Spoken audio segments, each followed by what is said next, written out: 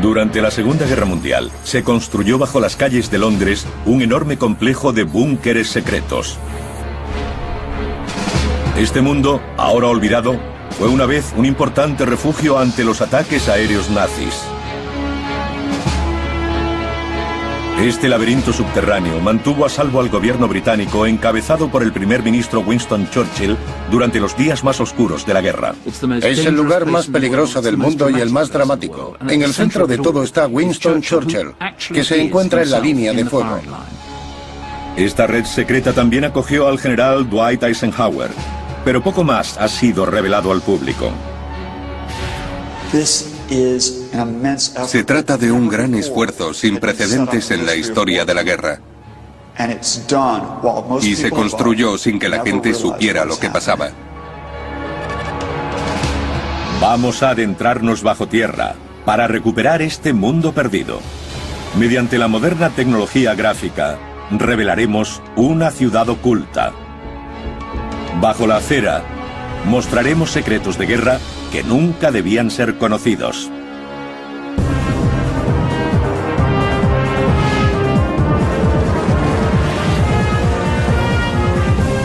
Mundos perdidos, los búnkeres secretos de Churchill.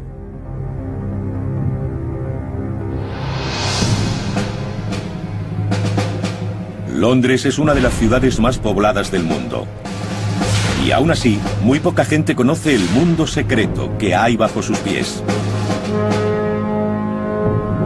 Construido durante la Segunda Guerra Mundial para proteger a Winston Churchill y Dwight Eisenhower, este complejo subterráneo gubernamental tenía su origen en un conflicto anterior.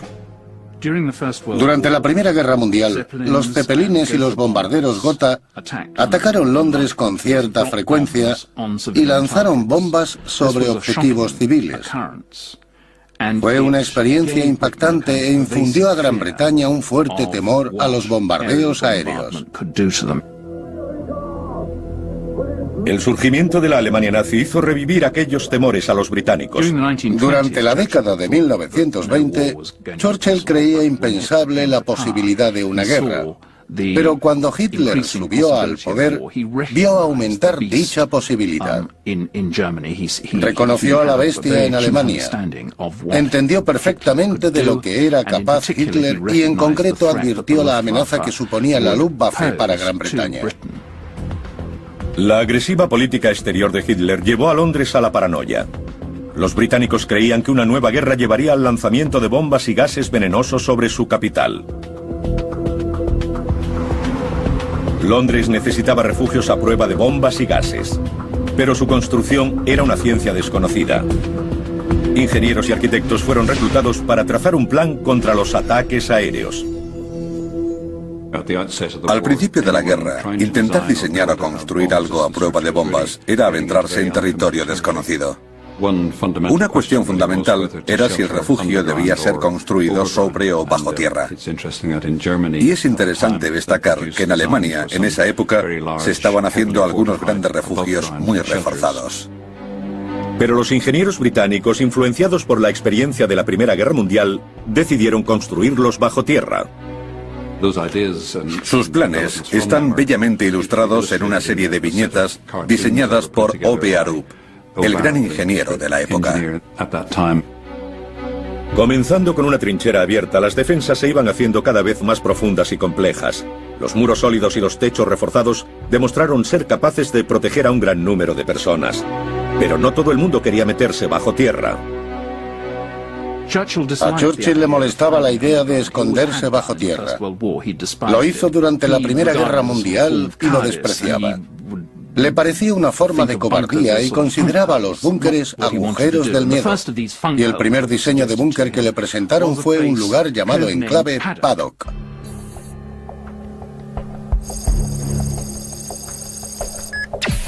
Paddock fue idea de Norman Hollis, secretario del Comité Imperial de Defensa. En 1938 se le encargó encontrar un refugio a prueba de bombas y gases para el gobierno.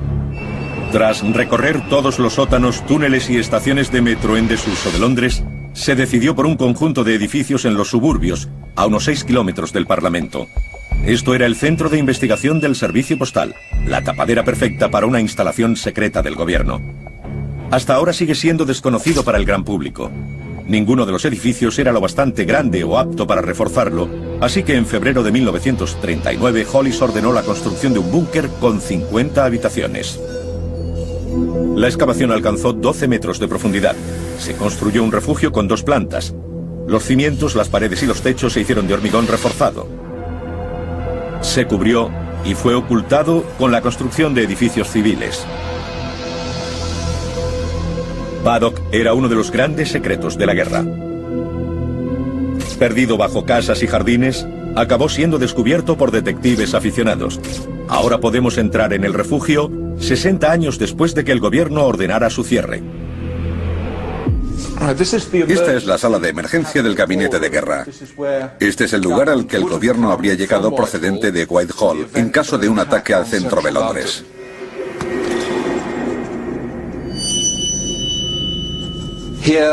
Aquí habrían podido resistir al impacto directo de la bomba más efectiva que tuvieran los alemanes.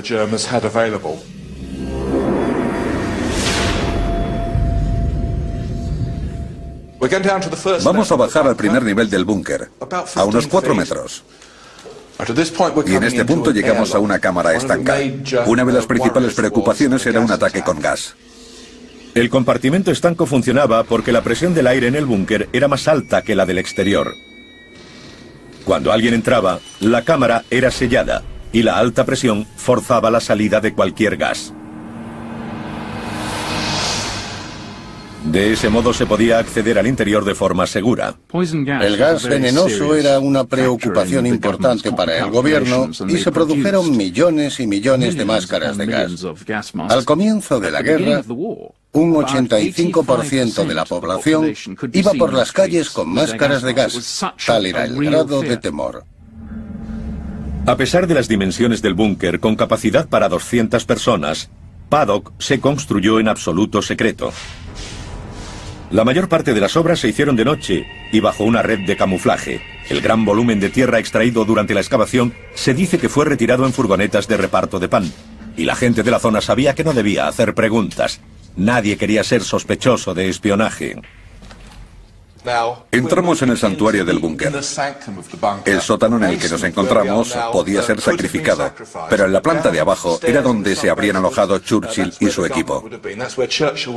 Hay 3 pasillos que llevan al piso inferior, y cada uno de ellos está protegido por una gruesa puerta de acero. Al girar la rueda, las barras de metal se introducen en estos orificios para hacerla resistente al gas y las explosiones. A medida que bajamos la escalera, vemos que entre ambas plantas hay una capa de casi 2 metros de espesor de hormigón reforzado, para añadir una mayor protección contra impactos al nivel inferior. Dado que el búnker fue diseñado para operar en las más extremas condiciones de guerra, debía ser autosuficiente. En caso de quedar aislado del suministro exterior por un ataque aéreo, tenía sus propios depósitos de agua. Había un generador capaz de proporcionar energía suficiente para la iluminación, los teletipos, el equipo de radio y la planta de ventilación y filtrado. Paddock no tenía calefacción. Se presuponía que el calor corporal de las 200 personas alojadas en su interior sería suficiente para caldear el búnker. El resultado habría sido una atmósfera húmeda y maloliente. Aunque incómodo, Paddock tenía un papel vital cuando finalmente estalló la guerra en 1939. Londres se preparó para las bombas de Hitler. En cuanto Gran Bretaña entró en guerra con Alemania, sonaron las sirenas en Londres. Fue una falsa alarma, pero sembraron el pánico. Y de ahí el uso de las máscaras de gas, la evacuación de la gente y la entrada de un gran número de personas en los refugios. Los bombarderos no llegaron, perduró el miedo a una invasión. En el caso de que el centro de Londres tuviera que ser evacuado, Paddock habría sido el corazón de la resistencia británica. Nos encontramos en la sala de mapas, el centro militar del búnker, el lugar desde el que se habría dirigido la guerra. Todas estas paredes habrían estado cubiertas de mapas. Lámparas fluorescentes iluminarían las zonas donde estuviesen colocados los mapas. Hay 3 despachos, quizás para cada uno de los departamentos: el almirantazgo, la Fuerza Aérea y el Ejército. Esta es una sala de gran importancia. Desde aquí se habría ganado o perdido la guerra. Al final nunca llegó la orden de evacuar Londres. Paddock siguió en reserva permanente. Churchill celebró una reunión del gabinete en Paddock, pero era un lugar al que resultaba casi imposible acceder, y el gabinete se perdía intentando entrar. Fue entonces cuando lo descartó como una auténtica locura e inapropiado para el gobierno de Su Majestad. A pesar de que nunca cumplió su propósito, Paddock fue importante. Ayudó a los ingenieros a comprender cómo construir refugios antibombas y sirvió como prototipo para muchos de los búnkeres de Churchill. Con el triunfo de los ejércitos alemanes en Europa Occidental, era inevitable que Hitler dirigiera sus bombarderos contra Londres. Lo que ocurriera en uno de estos búnkeres podría salvar a Gran Bretaña.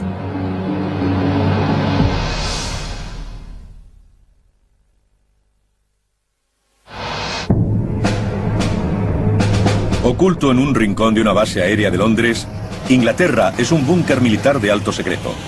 Hace 60 años fue el centro de las defensas aéreas británicas, destinadas a detener la amenaza más peligrosa que el país había afrontado en miles de años. En el verano de 1940, el ejército de Hitler se ha abierto paso a través de Holanda y Bélgica y ha ocupado París. Ahora pone sus miras en Gran Bretaña, a poca distancia al otro lado del canal. Gran Bretaña corría un enorme peligro en el verano de 1940. Los alemanes amenazaban con someternos mediante bombardeos y se concentraban en el continente. Estaban fabricando barcazas. Hitler había planeado una operación a la que llamó León Marino para el 15 de septiembre de 1940. Los británicos empezaron a ver la invasión como una posibilidad real. Hitler había ocupado los aeródromos franceses a 30 kilómetros de la costa británica. Ahora sus bombarderos y cazas podían llegar a Londres. Y la carga legal obligaba al pueblo y al gobierno a buscar refugio donde pudieran. Su plan era destruir la Fuerza Aérea Británica y dejar la isla abierta a una invasión. El mando de combate de la RAF era un objetivo principal y si quería sobrevivir a los ataques de la Luftwaffe tendría que ser bajo tierra. Estas 2 son bombas alemanas de la Segunda Guerra Mundial. Pesan 1000 kilos cada una. Esta de aquí es un arma explosiva. El 80% del contenido son explosivos. Las bombas explosivas estallaban al impactar contra algo y causaban un gran daño en la superficie. Los búnkeres subterráneos las soportaban fácilmente, pero estos refugios eran muy vulnerables a otra arma del arsenal de Hitler. Este artefacto se llama ESAU y es una bomba de penetración diseñada para traspasar búnkeres y objetivos reforzados. Tiene este sistema de fijación, lo que significa que era para lanzarla mediante bombardeo en picado con un alto porcentaje de acierto en el blanco. El 80% de esta bomba es acero y el 20% explosivo. A pesar de contener poco explosivo, la forma puntiaguda y el gran peso de una bomba de penetración le permitía perforar metal, ladrillo y hormigón antes de detonar a gran profundidad bajo el suelo. Era la auténtica revientabúnker. La única respuesta ante estas bombas de penetración era hacer los búnkeres más profundos. Churchill estaba muy entregado a la guerra y la batalla que se estaba librando en el verano de 1940 era la de Inglaterra. El ataque aéreo a Gran Bretaña que cada vez se acercaba más a Londres. A Churchill le gustaba estar al mando y durante la batalla de Inglaterra, la primera línea estaba en el cuartel general subterráneo de Uxbridge.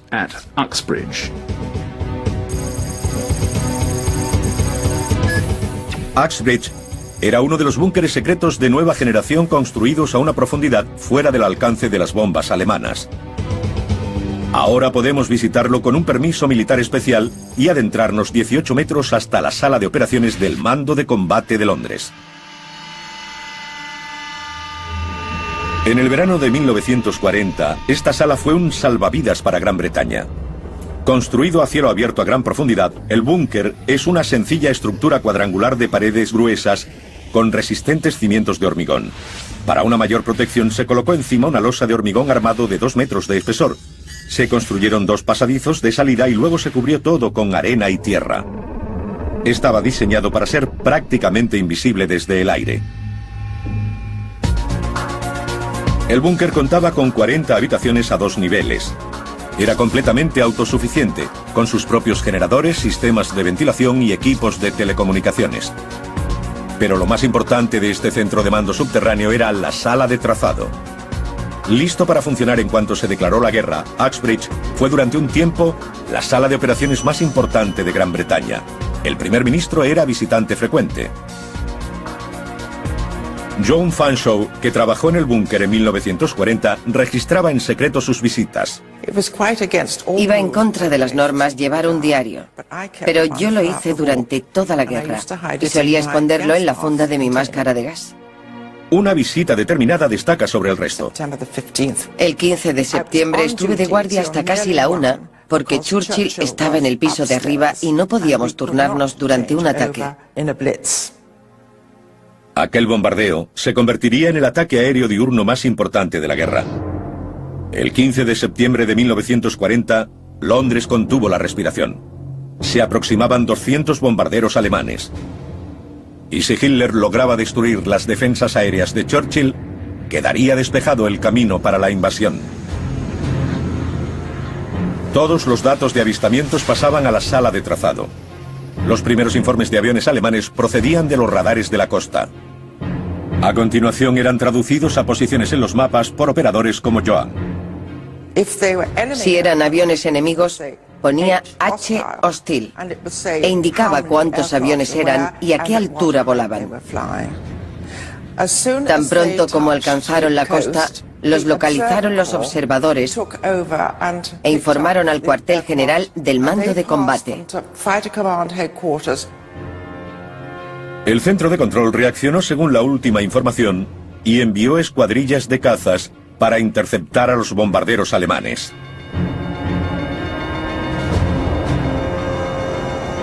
Churchill sabía que se lo jugaba todo a una carta.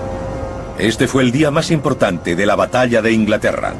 Churchill permaneció allí, sentado, absolutamente ensimismado, mientras los trazadores movían los indicadores por el tablero y las luces se encendían para mostrar la llegada de los alemanes y el despegue de los escuadrones británicos. Estábamos muy ocupados porque enviamos a nuestros propios escuadrones. 22 aviones volando a unos 7.000 metros de altitud. El controlador les indicaba la altitud correcta para que alcanzaran a los aviones enemigos.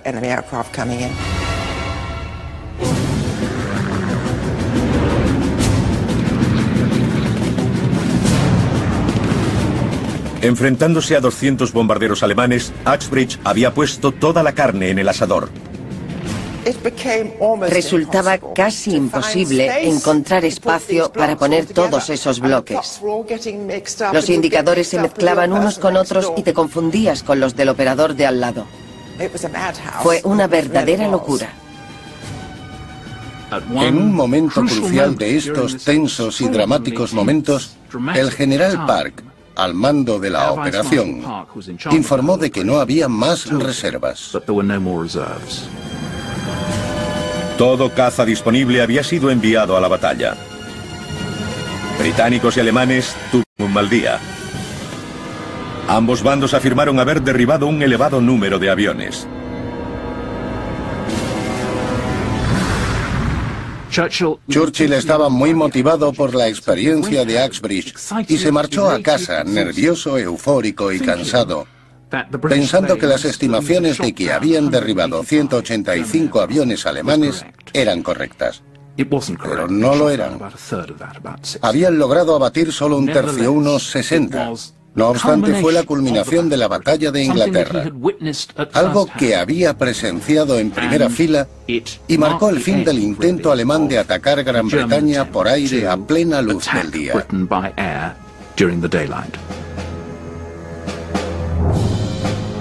Los alemanes nunca descubrieron el búnker secreto de Uxbridge. Sin él, el mando de combate podría haber sido aplastado. Gracias a él, Gran Bretaña mantuvo el control de su espacio aéreo. Hitler abandonó sus planes de invasión y cambió de estrategia, atacando objetivos civiles en vez de militares. Churchill y su gobierno se encontraban ahora en la línea de fuego.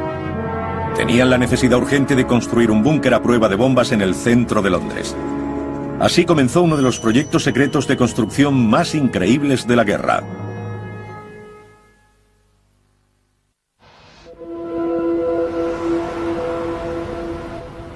Bajo este edificio del centro de Londres se encuentra un enorme búnker. Con más de 200 habitaciones, sería el centro para Churchill durante la guerra.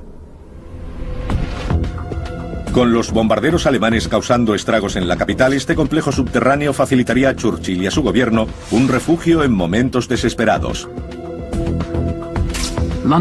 Londres atrae la atención del mundo entero. Es el lugar más peligroso y también el más dramático. En el centro de todo está Winston Churchill, que se encuentra en la línea de fuego.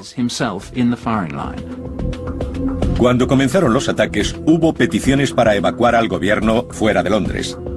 Pero Churchill temía que aquello sembrara el pánico. Decidió quedarse en la capital y soportarlos junto a su pueblo. Churchill disfrutaba los bombardeos. Eran una especie de gran exhibición pirotécnica.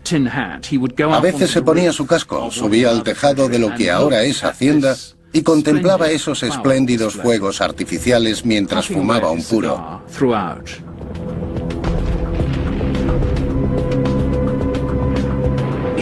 Era consciente del horror de aquello.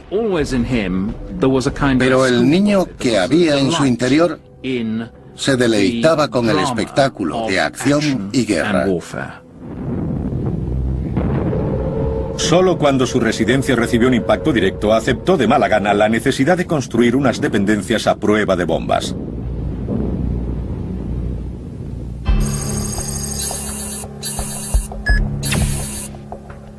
A 100 metros de la sede del Parlamento, un importante edificio gubernamental con grandes sótanos resultaba perfecto para las necesidades de Churchill. En la primera planta estarían sus habitaciones. El sótano acogería las oficinas de los líderes políticos y militares. Y el subsótano, los dormitorios del personal. Durante muchos años, las salas del gabinete de guerra fueron un secreto bien guardado. Pero ahora estudios de documentos desclasificados han desvelado la historia. Así es como Churchill y todos aquellos que trabajaban en las salas del gabinete de guerra accedían al edificio. Subían por estas escaleras y se encontraban con un par de puertas herméticas. A medida que se acercaban, podían ver en medio un pequeño orificio en el centro, desde el que les apuntaba una ametralladora. Custodiadas por infantes de marina fuertemente armados, las habitaciones de la primera planta pertenecientes al primer ministro eran conocidas como el anexo. En un extremo se encontraba la sala de mapas privada de Churchill, en el otro estaban sus habitaciones, un comedor, un salón, un dormitorio para él y otro para su esposa. Pero estas dependencias no eran a prueba de bombas. Con Hitler intensificando sus ataques nocturnos a Londres a finales de 1940, Churchill y su gobierno se refugiaron en las habitaciones del sótano. Estas ofrecían cierta protección, pero seguían sin ser a prueba de bombas, por lo que se ordenó su refuerzo. Lo que se hizo fue uno de los proyectos secretos más impresionantes de la guerra: la construcción de una losa a prueba de bombas sobre el sótano del gabinete de guerra.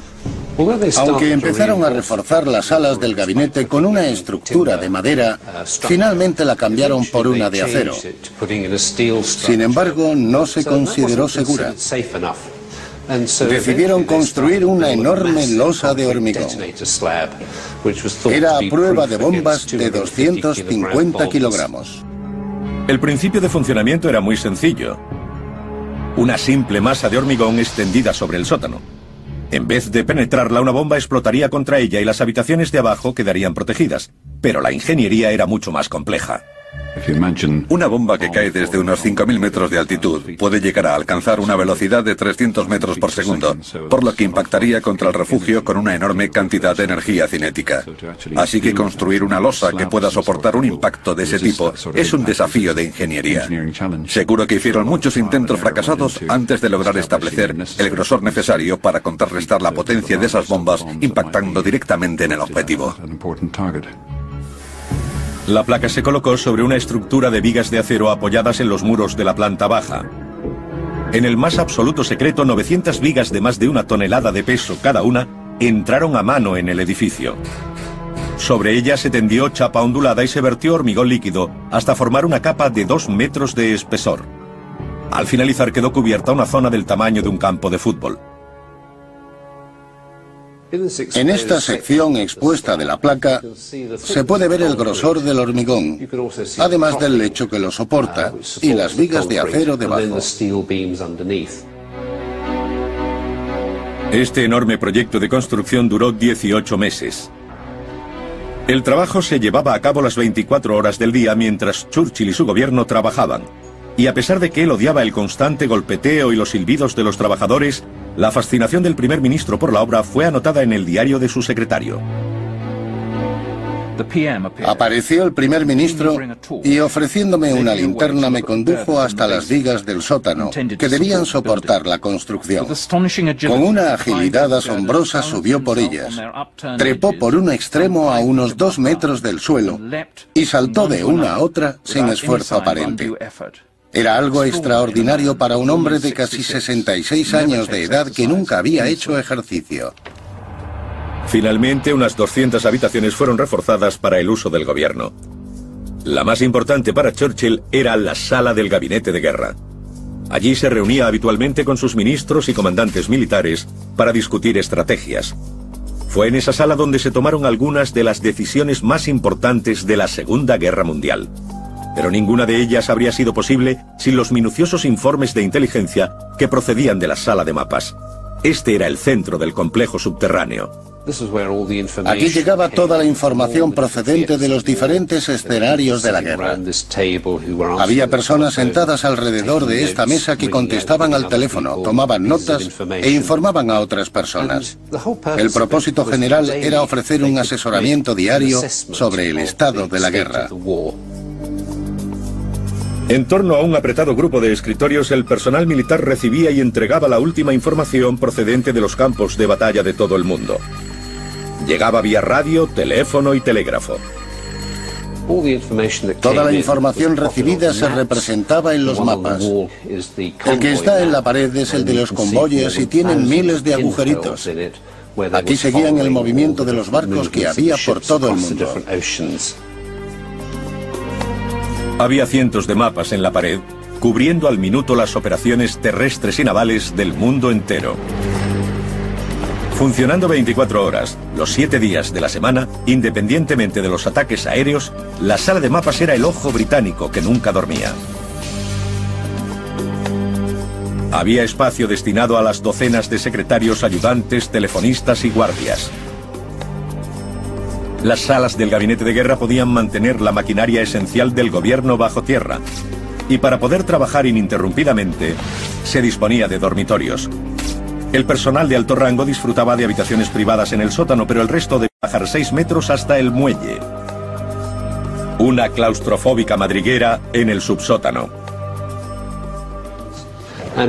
Las habitaciones tienen exactamente la misma disposición que las superiores, pero con mucha menos altura, como se puede comprobar por el cartel de cuidado con la cabeza.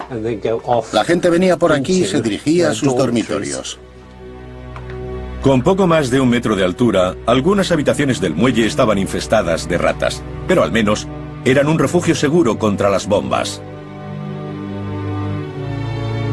Por fin, Churchill y su gobierno se consideraban a salvo en sus habitaciones del sótano. Pero existía el peligro de que el primer ministro quedara aislado del exterior. El intenso bombardeo estaba dejando en ruinas el sistema de comunicación de Londres. Uno de los primeros objetivos de un enemigo en guerra es el centro de comunicaciones.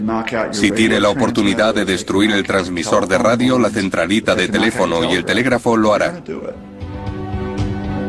Los cables de Londres eran cortados tan rápido como se tendían. Churchill estaba a salvo en su búnker, pero sabía que sin comunicación no podía dirigir la guerra. La notable red de túneles que ordenó construir en respuesta a esta amenaza sigue siendo un secreto de Estado a día de hoy.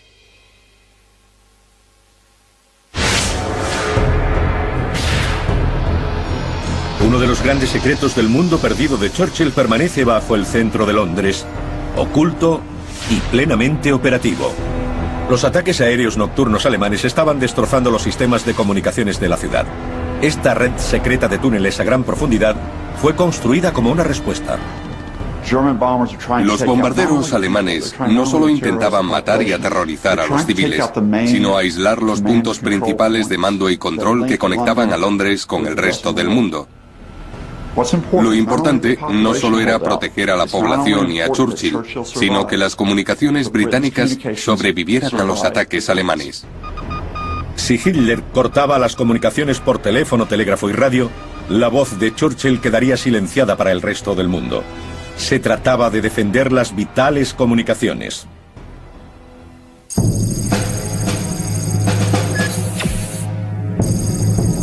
La red internacional de radio, telégrafo y teléfono de Londres partía de la central de Faraday, el centro de una red de líneas terrestres de 56.000 kilómetros de extensión. Asegurando la conexión de las salas del gabinete de guerra con Faraday, Churchill tendría comunicación directa con sus ejércitos y con más de 70 países, entre ellos Estados Unidos. Pero Faraday se encontraba a más de 3 kilómetros de distancia y a nivel de la calle. Los cables eran vulnerables. Churchill necesitaba urgentemente un sistema a prueba de bombas para que sus conexiones atravesaran la ciudad a salvo. De esta forma se desarrolló un proyecto de túneles subterráneos. Oculto bajo Whitehall, a gran profundidad bajo los confiados londinenses, se encuentra la primera fase de este proyecto secreto. Aún clasificado como alto secreto y potencial objetivo terrorista, solo podemos recrear la historia de este túnel a partir de pruebas incompletas. Nos encontramos en Trafalgar Square, el corazón turístico de Londres. Allí tenemos Whitehall, el centro del gobierno británico. Bajo la calle hay un túnel secreto construido durante la Segunda Guerra Mundial para alojar y asegurar las comunicaciones del gobierno.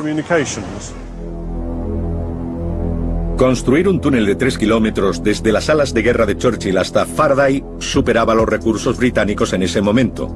Pero un túnel más corto de 700 metros comenzó a construirse entre Trafalgar Square y la sede del Parlamento. Serviría para pasar los cables de comunicación del gobierno bajo tierra. Las primeras excavaciones a 30 metros de profundidad en la tierra arcillosa fueron consolidadas con segmentos de hierro en forma de anillos. Sección a sección, el túnel de 3,5 metros de diámetro avanzaba por Whitehall. Debía conducir un total de 40.000 líneas telegráficas y telefónicas gubernamentales hasta la red nacional.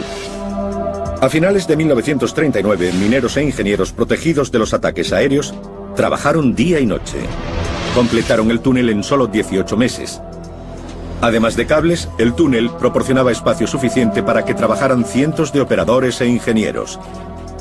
Pero aún quedaba el problema de superar los 2 últimos kilómetros y medio hasta la central de Faraday. La solución que encontraron los ingenieros fue tan sencilla como brillante. Tenemos un túnel que recorre Whitehall desde el Parlamento hasta Trafalgar Square. Pero no sirve de nada si no llega hasta la red principal. En Londres tenemos una enorme red de metro esperando a alojar cables. Así que si se conecta el túnel de comunicaciones con el metro de Londres, se puede llegar a cualquier parte.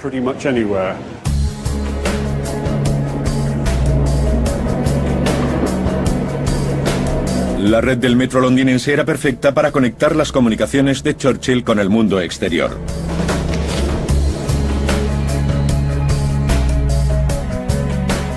Los cables de las salas del gabinete de guerra recorrían el túnel de Whitehall hasta Trafalgar Square.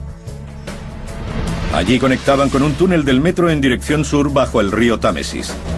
En la estación de Waterloo cambiaban de túnel y volvían a dirigirse al norte, de nuevo bajo el río. En la central de Faraday salían a la superficie por un conducto construido especialmente. Este es el edificio de Faraday.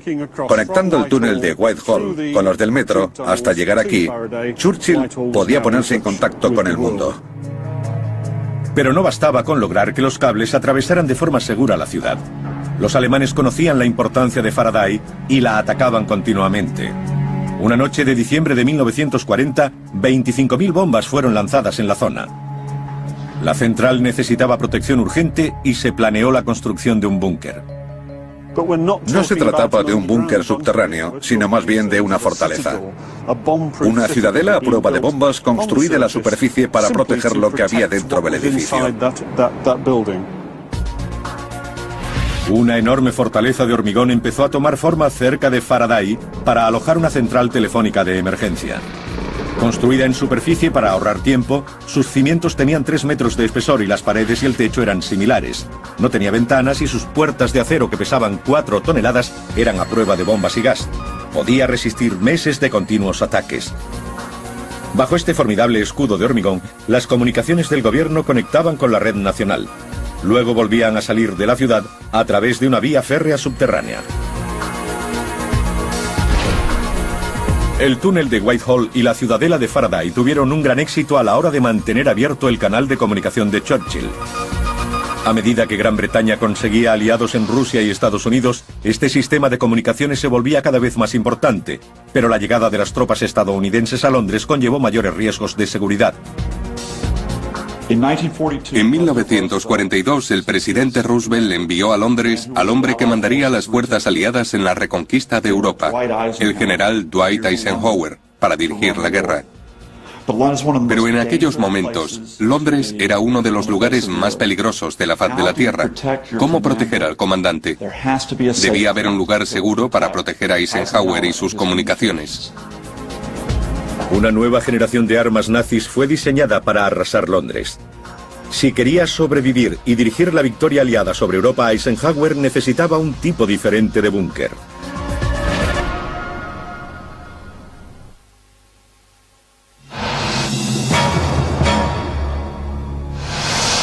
Lejos del centro de Londres se encuentra el búnker más profundo construido en Gran Bretaña durante la Segunda Guerra Mundial. Este impresionante refugio antiaéreo protegió al general Eisenhower tras su llegada a Gran Bretaña y fue el eje central de la nueva alianza de Churchill con Estados Unidos. Durante 2 años, Gran Bretaña había librado la guerra sola. Pero tras el ataque a Pearl Harbor, Churchill quiso transformar sus buenas relaciones con Roosevelt en un plan político y estratégico para derrotar a Alemania, Japón e Italia. Para ello necesitaba que su relación informal se convirtiera en algo que le permitiera tener acceso al presidente norteamericano cuando quisiera. Eisenhower era la clave para que Gran Bretaña y Estados Unidos lucharan como aliados. Dispuso un centro operativo en un edificio junto a la embajada estadounidense en Grosvenor Square. Pero unos informes de inteligencia de 1942 sugerían que aquel no era un lugar seguro. Alemania había desarrollado unos nuevos y letales cohetes. Pronto podría lanzarlos contra Londres y el efecto sería devastador. La V-1 fue la primera arma de venganza nazi. En esencia, eran sin piloto. Empleaba un motor de propulsión a chorro y cargaba una cabeza de 1 tonelada. No era muy precisa, pero era capaz de alcanzar un gran objetivo como Londres. Era fácil distinguir el sonido de una V-1 acercándose, de ahí el apodo de bomba volante. Podía ser derribada por un avión, sobre todo los últimos cazas, y por la artillería antiaérea.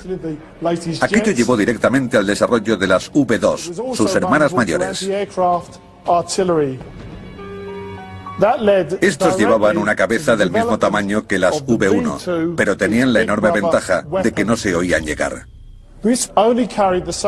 Se lanzaban a la estratosfera y reentraban una vez que el motor se encendía. El primer indicio de ataque de una V-2 era la explosión al impactar contra el suelo.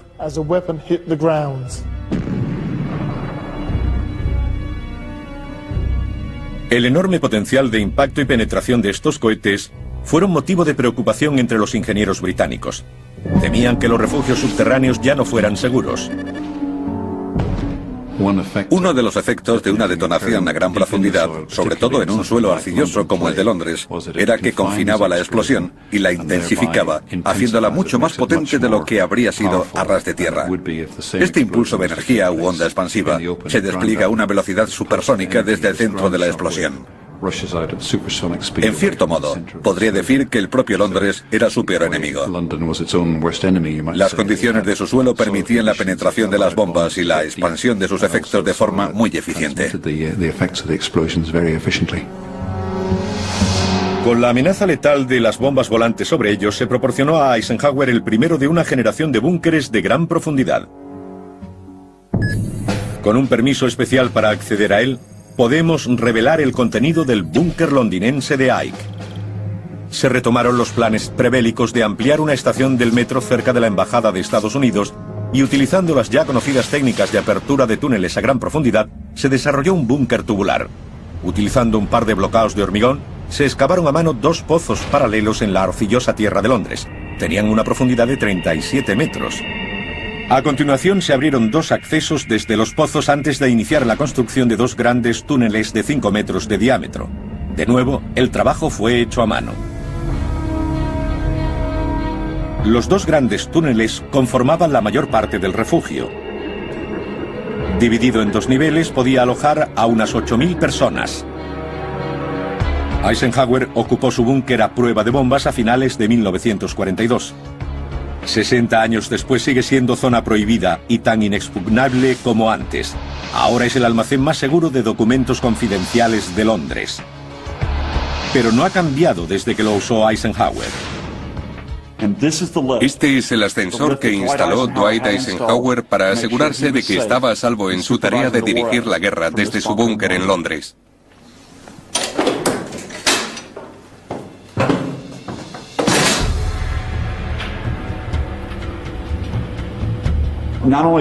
Es uno de los puntos centrales de comunicación y también uno de los más profundos de Londres. Se encuentra a 37 metros y no hay forma de poder matar o capturar al personal. Este búnker se convierte en el puesto de mando secreto de Eisenhower y su Estado Mayor, desde el que se comunican con sus aliados británicos. 8 hombres del batallón especial 3118 fueron traídos aquí. Trabajaron en estos túneles y en 29 días se instalaron 1.400 líneas de comunicación. Algo que en condiciones normales habría llevado 3 meses. En menos de la mitad de tiempo, estos 8 hombres montaron la importante conexión que permitiría a Eisenhower comunicarse con Churchill y Roosevelt y establecer la estrategia. Con líneas telefónicas transatlánticas sensibles en su búnker, Eisenhower instaló Sigsaly, un cifrador de comunicaciones que aseguraba la confidencialidad de las conversaciones. Se estableció una línea directa con la Casa Blanca para comunicar a Roosevelt con Churchill en las salas del gabinete de guerra, que se disimuló en un baño privado del primer ministro. Gracias al búnker de Ike, el presidente y Churchill disfrutaron de una comunicación diaria, segura e ininterrumpida. Este túnel fue el centro del esfuerzo oculto para ganar la guerra en Europa. El búnker de Ike fue una plataforma desde la que se dirigió el contraataque a Hitler. Tras el día D, las fuerzas aliadas avanzaron por el norte de Francia, retomando los aeródromos y lugares de lanzamiento de cohetes que aterrorizaron a Londres. Desde su mundo subterráneo secreto, Churchill había salvado a Gran Bretaña y junto al general Eisenhower había conducido a los aliados a la victoria en Europa.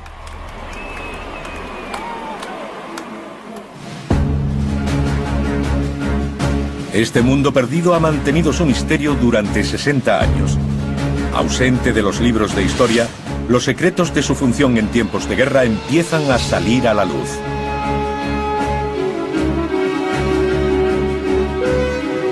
¿Quién sabe cuántos secretos guardan aún o hasta qué punto se prolongó el uso de este mundo de búnkeres y túneles después de la guerra? Al enfrentarse el gobierno británico a las nuevas amenazas de armas nucleares, biológicas y químicas, además de los peligros del terrorismo global, es muy probable que cualquier otro secreto oculto bajo las calles de Londres permanezca enterrado por muchos años.